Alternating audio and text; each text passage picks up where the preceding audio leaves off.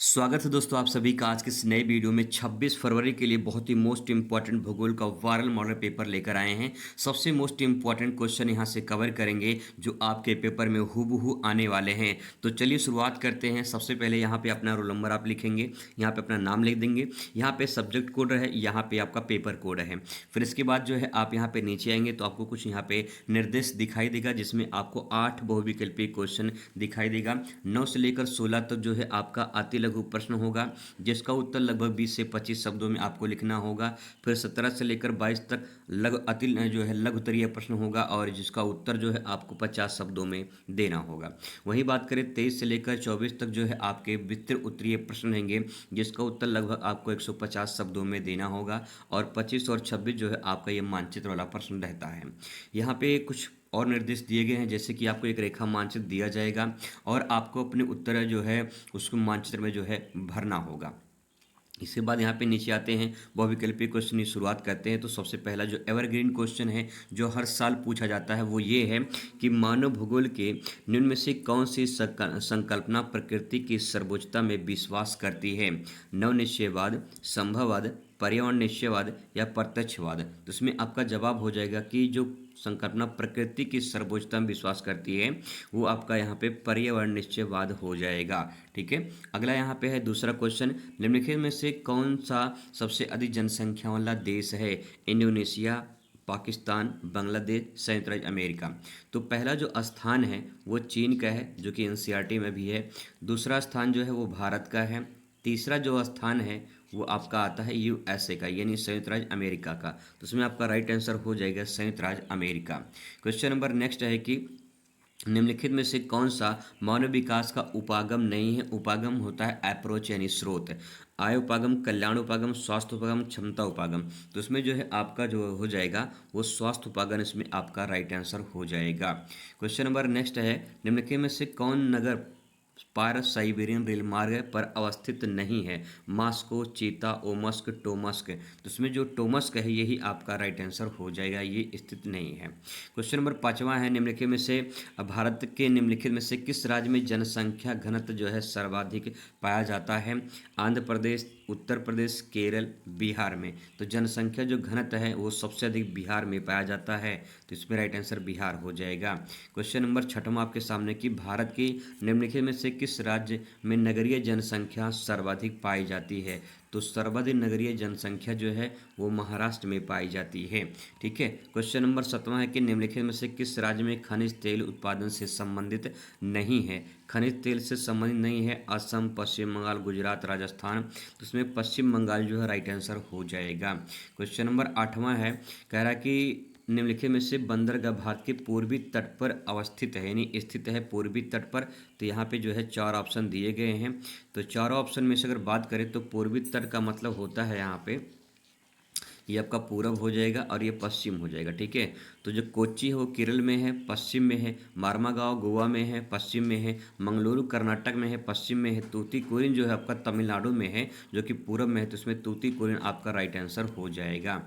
तो इस प्रकार से 8 बहुविकल्पीय क्वेश्चन होंगे जो आपके पेपर में हूबहू ऐसे ही आएंगे। इसके बाद जो हम बात करेंगे अति लघुत्तरीय प्रश्न की। कुछ इस प्रकार से 2 अंक का प्रश्न आपसे पूछा जाएगा, छोटा सा आपको आंसर लिखना है। जैसे कि विश्व के 2 समुद्री पत्तन यानी बंदरगाहों के नाम बताइए। तो विश्व के 2 समुद्री पत्तन आप हेडिंग डाल देंगे। इसके बाद यहाँ पे संघाई, लंदन लिख सकते हैं। 2 राजधानी आप लिख सकते हैं। यहाँ पे पहला यहाँ पे लिख दीजिए लंदन। ठीक है।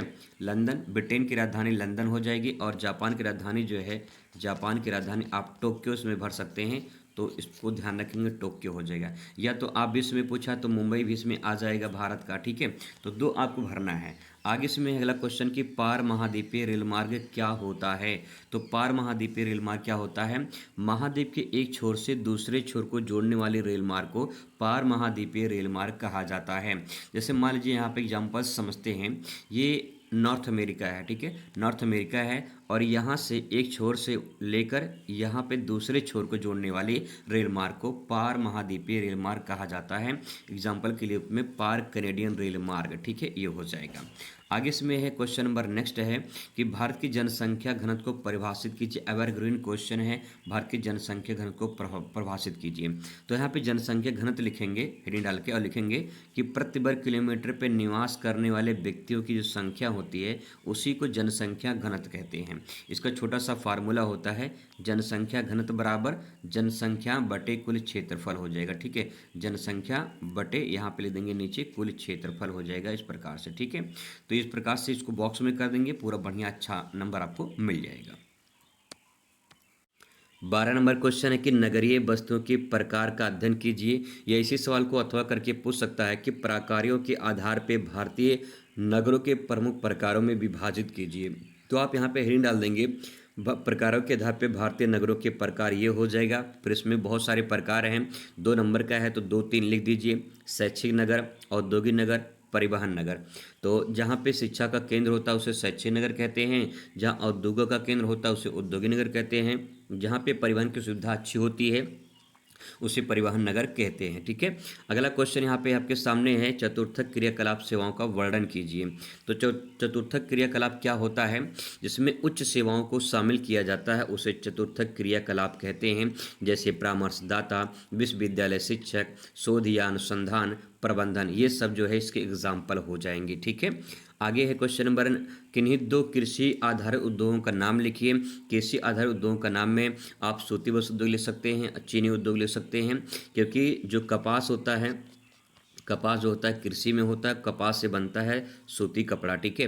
फिर गन्ना होता है कृषि में, गन्ना से बनता है चीनी। तो इस प्रकार से 2 कृषि आधारित उद्योग हो जाएंगे। क्वेश्चन नंबर 15 है कि बगाती या फिर रोपड़ फसल की 2 विशेषताओं का नाम बताइए। तो बगाती या रोपड़ फसल की 2 विशेषताओं का नाम में इसमें लिख सकते हैं। यहाँ पे हेडिंग डाल देंगे कि रोपड़ या बगाती फसल की विशेषताएं हो जाएगा।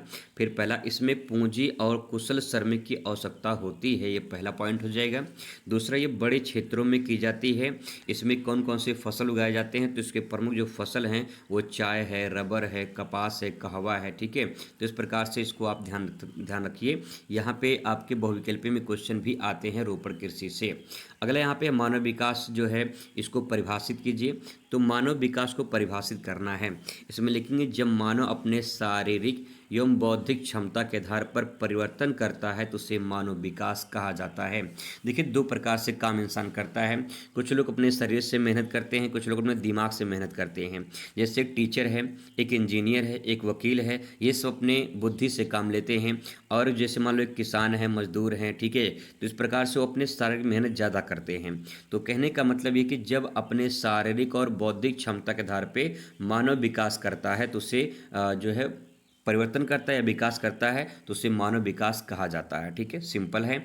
आगे है क्वेश्चन, एवरग्रीन क्वेश्चन है, मानव भूल को परिभाषित कीजिए। तो मानव भूल को परिभाषित कीजिए, इसमें लिखेंगे मानव भूगोल, मानव और भौतिक पर्यावरण के बीच में जो अंतर संबंध है या उन संबंधों को जो अध्ययन करते हैं उसी को मानव भूगोल कहा जाता है। एक यहाँ पे भूगोलवेत्ता के अनुसार लिख सकते हैं, रटजल के अनुसार, जो मानव भूगोल के जनक हैं। रटजल के अनुसार मानव भूगोल मानव समाज और धरातल के बीच संश्लेषित अध्ययन है। संश्लेषित का मतलब होता है जुड़ा होना, और जो मानव समाज है ये धरातल से जुड़ा हुआ है, इसलिए यहाँ पे संश्लेषित शब्द यूज किया गया है। तो 3 शब्द हैं, मानव समाज और धरातल के बीच में संश्लेषित अध्ययन है, बस सिंपल परिभाषा, ठीक है। इसके बाद आएगा आपका यहाँ पे लघु उत्तरीय प्रश्न, जिसके लिए आपको 4 अंक यहाँ से प्राप्त होंगे और इसका उत्तर जो है आपको लिखना है अच्छे तरीके से। जैसे यहाँ पे लिखा है, जनसंख्या वितरण को प्रभावित करने वाले कारकों का उल्लेख कीजिए, विश्व में वाणिज्य डेयरी कृषि के प्रमुख क्षेत्रों का उल्लेख कीजिए। इस प्रकार से क्वेश्चन आपको देखने को मिलेंगे। तो चलिए इसका उत्तर फटाफट देख लेते हैं कैसे आप यहाँ पे लिखेंगे। यहाँ पे है कि जनसंख्या वितरण को प्रभावित करने वाले कारक, तो इसमें है भौतिक कारक है, आर्थिक कारक है, सांस्कृतिक सामाजिक सांस्कृतिक कारक है, राजनीतिक कारक है। कुछ ऐसे कारक हैं, इसको चाहे तो आप इसे डायग्राम में बना के इस प्रकार से ठीक है, ऐसे डायग्राम में बना लीजिए। डायग्राम में बनाने के बाद जो है इसको अच्छे से आप प्रेजेंट करिए, ठीक है। और फिर एक एक करके जो इसकी व्याख्या करिए, दो दो लाइन लिख दीजिए, बस पूरा का पूरा नंबर आपको मिल जाएगा। 4 नंबर का पूरा प्रश्न है, 4 पॉइंट लिख दीजिए यहाँ पे, पूरा बढ़िया अंक आपको मिल जाएगा, ठीक है। जैसे भौतिक कारक में क्या है, तो भौतिक कारक में जलवायु, उर्वर मिट्टी, पानी की उपलब्धता, ये सब जो है कहीं न कहीं जनसंख्या को प्रभावित करते हैं। और आर्थिक कार्य में बात करें तो यहाँ पे उद्योग हैं, व्यापार हैं, रोजगार के अवसर हैं, ये मानव को आकर्षित करते हैं। तो जहाँ ऐसी सुविधाएं मिलती हैं वहाँ जनसंख्या ज़्यादा निवास करती है, ठीक है। अगला यहाँ पे सामाजिक सांस्कृतिक कारक में शिक्षा, स्वास्थ्य, शांति, सुरक्षा, ये सब जो है कहीं न कहीं मानव को प्रभावित करते हैं, ठीक है। तो यहाँ पे जो है इसके बारे में लिख सकते हैं। आगे है राजनीतिक कारक में, तो उसमें स्थिर सरकार, नीतियाँ, सुविधाएं, यानी जो सरकार की तरफ से मदद की जाते हैं, सरकारी जो नीति होती है उसके आधार पे अगर वहाँ पे जैसे अच्छा रहता है तो लोग वहाँ ज़्यादा रहना पसंद करते हैं। क्वेश्चन नंबर 18 है कि विश्व में वाणिज्य डेयरी यानी दूध कृषि के प्रमुख क्षेत्रों के बारे में बताइए। ऐसे कौन कौन से क्षेत्र है जहां पे डेयरी कृषि की जाती है। तो ऐसा क्षेत्र है उत्तर पश्चिम यूरोप में सबसे ज़्यादा जो है यहाँ पे ब्रिटेन, नीदरलैंड, डेनमार्क में देखने को मिलता है। उत्तरी अमेरिका महाद्वीप के बारे में बात करें तो उत्तरी अमेरिका में जो है अमेरिका और कनाडा जो प्रमुख देश ये आ जाएंगे। ऑस्ट्रेलिया, न्यूजीलैंड में देखें तो यहाँ पे जो है आधुनिक डेयरी खेती की जाती है। और दक्षिण अमेरिका की बात करें तो यहाँ पे अर्जेंटीना और उरुग्वे में जो है यहाँ पे उत्पादन होता है, ठीक है। तो इस प्रकार से इसके बारे में आप ले सकते हैं। यहाँ एक पॉइंट और ले सकते हैं कि यहाँ दूध, मक्खन, घी, चीज़ आदि बड़े पैमाने पर उत्पादन और विपणन होता है। विपणन का मतलब मार्केटिंग होता है। क्वेश्चन नंबर 19 है कि उपग्रह संचार का महत्व क्या है। तो बहुत सारे महत्व हैं उपग्रह संचार का। तेजी और दूर तक जो है संचार पहुंचता है, जैसे टीवी है, रेडियो है, मोबाइल है, इंटरनेट है, ये इसी के द्वारा संचालित होते हैं। तो उसमें पहला पॉइंट हो जाएगा। इसके बाद जो है दूसरा पॉइंट लिखेंगे आपदा प्रबंधन। आपदा प्रबंधन में जो है भूकंप, बाढ़ जैसी स्थितियों में सूचना देना, ये सब जानकारी मिल जाती है सेटेलाइट से। मौसम पूर्वानुमान, जो मौसम का पूर्वानुमान हम लोग पता लगा लेते हैं, यानी बारिश, चक्रवात की जानकारी, ये सब जो है वो सेटेलाइट के द्वारा ही हो पाता है। रक्षा और नेविगेशन यानी सीमाओं की निगरानी के लिए जो है जीपीएस जो हम लोग देखते हैं वो सेटेलाइट के द्वारा ही होता है। क्वेश्चन नंबर 20 है, कह रहा है कि इसमें भारत के निर्यात संगठन में एक बदलाव को जो है आपको बताना है। तो क्या बदलाव हुए हैं निर्यात में, पहले देखिए। पहले क्या होता था, पहले मुख्यतः कृषि आधारित वस्तुएं जो है निर्यात की जाती थी, जैसे कि कपास, जूट, चाय, कॉफ़ी, कच्चा माल, ये सब। लेकिन अब आज की डेट में उद्योग और तकनीकी वस्तुएं भी निर्यात की जाती है, जैसे मशीनरी, उद्योग, पेट्रोकेमिकल, आईटी सेवाएं, इंजीनियरिंग वस्तुएं, ये सब निर्यात किए जाते हैं। इससे भारत की आय और रोजगार जो है वैश्विक प्रतिस्पर्धा भी जो है बढ़ी हुई है, ठीक है। आगे यहाँ पे है क्वेश्चन नंबर नेक्स्ट है, भारत में वायु प्रदूषण की प्रकृति यानी इसकी विशेषता क्या है। वायु प्रदूषण के बारे में आपसे पूछा गया है। वायु प्रदूषण कहाँ कहाँ से होता है ये बताना है आपको। तो वाहनों से निकलने वाले धुएं से होता है, उद्योगों से जो गैस निकलती वो होता है, घरों से जो धुआं निकलता है उससे होता है, निर्माण जो कोई मान लो बिल्डिंग बन रही है वहाँ पे निर्माण स्थल पे बहुत सारे धूल मिट्टी उड़ते रहते हैं, तो ये वायु प्रदूषण के कारण हैं। 4 का है, तो 4 पॉइंट इस प्रकार से आप यहाँ पे लिख दीजिए, उनके बारे में थोड़ा थोड़ा आप बना के अपने सेंटेंस में बयां कर सकते हैं।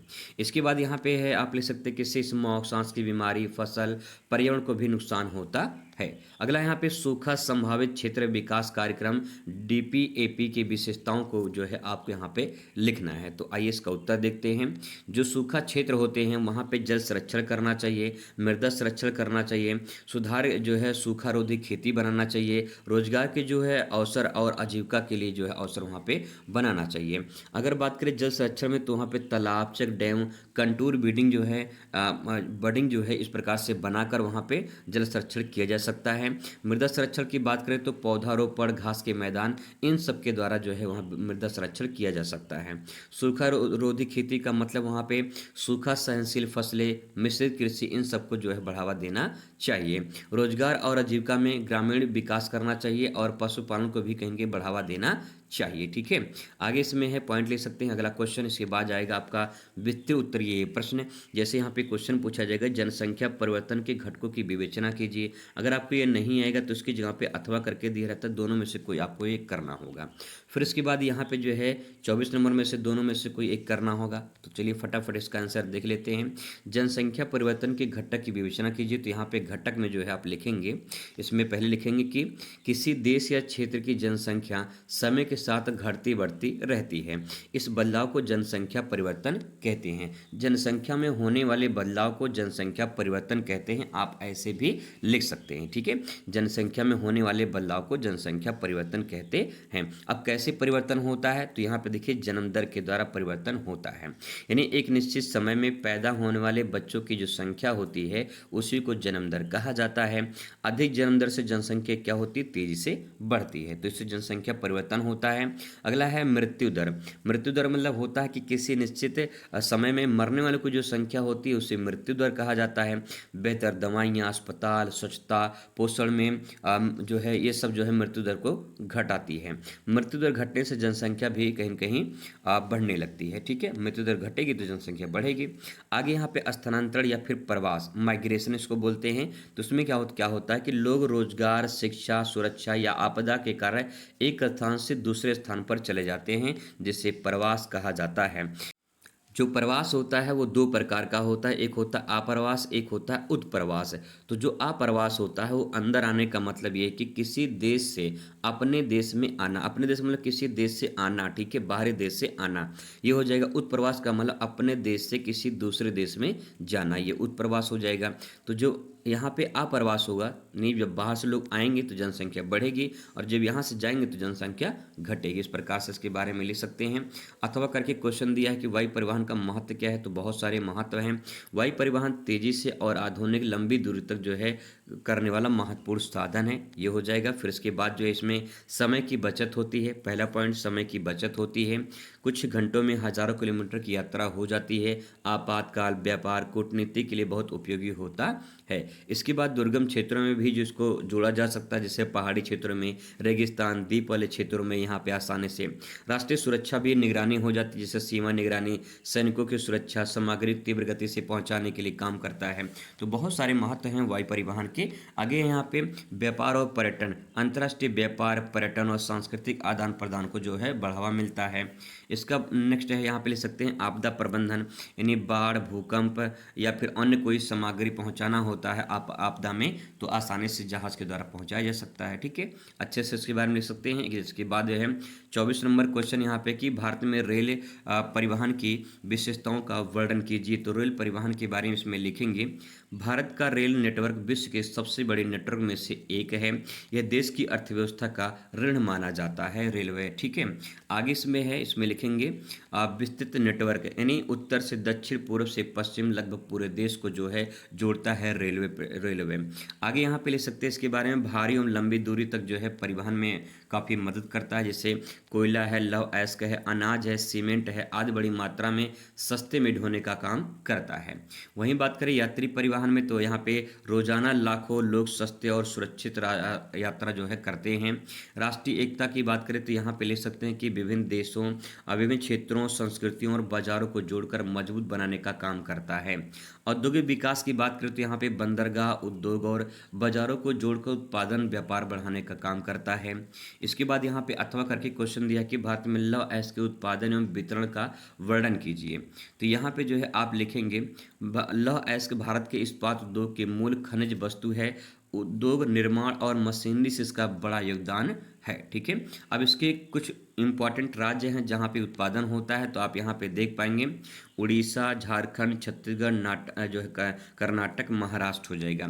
तो यहाँ पे इसका छोटा सा ट्रिक याद कर सकते हैं, लो वो, ठीक है, लो ओ, छत पर नाटक झाड़ रही है, छत पर नाटक झाड़ रही है, इस प्रकार से इसको लिख सकते हैं, नाटक झाड़ रही है।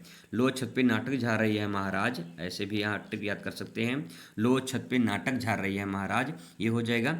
अब यहाँ पे देख पाएंगे तो ये जो लो है, ये लो से लो अयस्क हो जाएगा, ओ से उड़ीसा हो जाएगा, छत से छत्तीसगढ़ हो जाएगा, नाटक यहाँ पे हो जाएगा कर्नाटक, झाड़ से झारखंड हो जाएगा, महाराज यानी महाराष्ट्र हो जाएगा।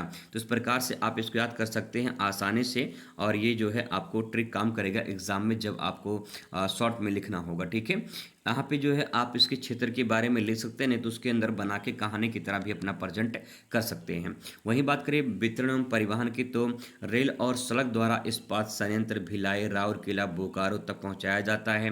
कुछ अयस्क जापान, दक्षिण कोरिया आदि देशों को निर्यात भी किए जाते हैं। ये इसके बाद मानचित्र वाला क्वेश्चन आपको देखने को मिलेगा। भारत का मानचित्र आएगा, संसार का मानचित्र आएगा। 5-5 नंबर का नहीं, टोटल 10 नंबर का मानचित्र रहेगा। देखिए इसको कैसे भरते हैं। मानचित्र में भारत का है, यहाँ पे लिखा कि भारत के दिए गए रेखा मानचित्र पे जो है यहाँ पे उपयुक्त चिन्हों द्वारा दर्शाइए और निम्नलिखित को जो है उसका नाम भी लिखिए। तो आपको चिन्ह द्वारा दर्शाना है, ठीक है, और उसका साथ में नाम भी लिखना है। जैसे भारत का दूसरा सबसे अधिक जनसंख्या वाला राज्य, तो पहला तो यूपी है, दूसरा इसमें महाराष्ट्र है, ठीक है, दूसरा महाराष्ट्र, तीसरा बिहार का नंबर आता है। तो दूसरा पूछा है तो दूसरा महाराष्ट्र हो जाएगा। अब आपको यहाँ पे भरना है, इस प्रकार से सादा मानचित्र मिलेगा। तो जो महाराष्ट्र है वो आप इस प्रकार से यहाँ पे देख पाएंगे, गुजरात है, ठीक है। इस गुजरात को लैंडमार्क मान लीजिए, क्योंकि यहाँ पे इस प्रकार से ऐसे निकला हुआ है, इस प्रकार से ऐसे है, ये गुजरात हो जाएगा। इसके जस्ट नीचे ये महाराष्ट्र है, तो आप यहाँ पे इस प्रकार से कोई एक गोला बना दीजिए यहाँ पे, ठीक है, और यहाँ लिख दीजिए महाराष्ट्र। और क्वेश्चन नंबर जो है आप यहाँ पे फर्स्ट लिख रहे हैं तो फर्स्ट यहाँ पे लिख देंगे, बस आपका काम हो जाएगा, ठीक है। कॉपी में लिखने की ज़रूरत नहीं है, बस आपको मानचित्र में ही भरना होता है। इसके बाद दूसरा क्वेश्चन यहाँ पे देखिए, गुजरात का एक समुद्री पत्तन पूछा है, पत्तन यानी बंदरगाह पूछा है। तो गुजरात जो है आपका ये रहा गुजरात, ठीक है, और गुजरात में जो है कांडला बंदरगाह है। तो जो है यहाँ पड़ता है आपका कांडला बंदरगाह, ठीक है। तो यहाँ पे जो है ऐसे सिंबल बना देंगे समुद्र के तट पर, और यहाँ पे लिख देंगे कांडला बंदरगाह। क्वेश्चन नंबर दूसरा, तो दूसरा आप यहाँ पे इस प्रकार से लिख देंगे, ठीक है। ऐसे ही मानचित्र सही तरीके से भरा जाता है। इसके बाद तीसरा क्वेश्चन देखिए, इस प्रदेश के तेल शोधन कारखाना है, इस प्रदेश का मतलब कि उत्तर प्रदेश का, ठीक है। तो यहाँ पे देख पाएंगे, मैंने कई बार बताया कि ये लैंडमार्क नेपाल देख लीजिए, नेपाल का आधा हिस्सा यूपी का है, आधा हिस्सा जो है आपका बिहार का सीमा लगभग साझा होता है। तो यूपी में जो है आपका यहाँ पड़ता है तेल शोधन कारखाना मथुरा में, तो यहाँ पे आप दर्शा देंगे और यहाँ पे लिख देंगे मथुरा, ठीक है, इस प्रकार से मथुरा हो जाएगा। क्वेश्चन नंबर 3 है तो 3 आप यहाँ पे इस प्रकार से लिख देंगे, ठीक है, बस आपका काम हो जाएगा। आपने चिन्ह भी बना दिया है, आपने भी लिख दिया है, पूरा नंबर आपको मिल जाएगा। इसके बाद चौथा क्वेश्चन देखिए, कह रहा कि अरुणाचल प्रदेश की राजधानी नगर, तो अरुणाचल प्रदेश की राजधानी ईटानगर हो जाएगा। तो यहाँ पे देख पाएंगे, यहाँ पे ये रहा पूर्वोत्तर में, यहाँ पे सबसे ऊपर जो है आपको यहाँ पे अरुणाचल प्रदेश दिखाई देगा। तो यहाँ पे जो है आप गोला कर देंगे, और मान लो जगह नहीं है तो आप यहाँ एरो बना दीजिए और वहाँ पे लिख दीजिए वहाँ पे अरुणाचल प्रदेश, ठीक है, इस प्रकार से आप लिख दीजिए वहाँ पे अरुणाचल प्रदेश लिख देंगे। क्वेश्चन नंबर 4 है तो 4 आप यहाँ पे इस प्रकार से लिख देंगे, ठीक है। आगे यहाँ पे है क्वेश्चन नंबर जो है नेक्स्ट है, मध्य प्रदेश का एक जो है कोयला खदान भरना है। तो यहाँ पे एमपी सभी जानते हैं, एमपी मध्य में है, तो यहाँ पे मध्य में मध्य प्रदेश हो जाएगा। तो यहाँ पे अगर आपको उसका क्षेत्र नहीं पता है तो यहाँ पे जो है आप उसका स्टेट का नाम यहाँ पे लिख सकते हैं। क्वेश्चन नंबर 5 है तो 5 आप यहाँ पे लिख देंगे, ठीक है, ये हो जाएगा यहाँ से। इसके बाद संसार का मानचित्र आएगा। संसार का मानचित्र में पूछा है कि विश्व का सबसे अधिक जनसंख्या वाला देश 2023 के अनुसार पूछा है। तो 2023 में चीन यहाँ पे दिया गया है। तो यहाँ पे 2023 में भारत में एक डाटा आया था कि भारत दुनिया का सबसे नंबर 1 हो चुका है। तो यहाँ पे जो है आप भर सकते हैं। देखिए नीचे जो है आपको यहाँ पे भारत दिखाई देगा, संसार का मानचित्र ऐसे मिलेगा, तो यहाँ भारत हो जाएगा। तो यहाँ पे जो है यहाँ पे आप भारत इस प्रकार से लिख देंगे, ठीक है। तो इस प्रकार से क्वेश्चन नंबर फर्स्ट, तो फर्स्ट आप यहाँ पे लिख देंगे, ठीक है। आगे यहाँ पे है नेक्स्ट दूसरा क्वेश्चन देख लेते हैं। दूसरा क्वेश्चन, जापान की राजधानी नगर है। तो जापान की राजधानी टोक्यो है, जापान की राजधानी टोक्यो। तो यहाँ पे पूरब में आपको एक छोटा सा यहाँ पे समुद्र के बीचों बीच यहाँ पे छोटा सा देश दिखाई देगा, यहाँ पे गोला कर देंगे और यहाँ पे लिखेंगे जापान की राजधानी टोक्यो, ठीक है, इस प्रकार से लिख देंगे टोक्यो। क्वेश्चन नंबर दूसरा आप यहाँ पे लिख देंगे, बस पूरा नंबर आपको मिल जाएगा यहाँ पे। तीसरा क्वेश्चन है, दक्षिण पूर्वी एशिया की प्रमुख समुद्री पत्तन। तो दक्षिण पूर्वी एशिया कहाँ पे है, तो देख पाएंगे यहाँ पे ये जो भारत है, इस भारत के नीचे जो है दक्षिण पूर्वी एशिया कहलाता है, जिसमें यहाँ पे इंडोनेशिया, मलेशिया, ये सब जो देश आते हैं यहाँ पे, ठीक है। तो यहाँ पे एक देश छोटा सा है, यहीं पे इंडोनेशिया के ऊपर जो है सिंगापुर, ठीक है। तो यहाँ पे जो सिंगापुर देश है वो सिंगापुर बंदरगाह भी है, ठीक है। तो यहाँ पे सिंगापुर जो है वो बंदरगाह हो जाएगा, ठीक है।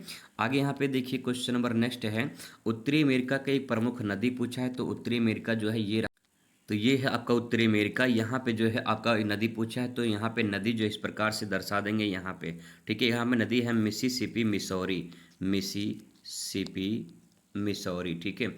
मिसिसिपी जो है मिसौरी एक नदी है जो कि अमेरिका में बहती है, ठीक है, तो इस प्रकार से यहाँ पे आप दर्शा देंगे, हो जाएगा आपका मिसिसिपी मिसौरी हो जाएगा। इसके बाद यहाँ पे यूरोप में सबसे अधिक मानव विकास सूचकांक वाला देश जो है काफ़ी इंपॉर्टेंट है, 2019 के अकॉर्डिंग भरना है। तो यहाँ पे ऊपर देख पाएंगे ये वाला जो सिंबल है, ये वाला जो घुमावदार है, यही ध्यान रखेंगे, इसके जस्ट ऊपर यहीं पे दर्शा देंगे नार्वे।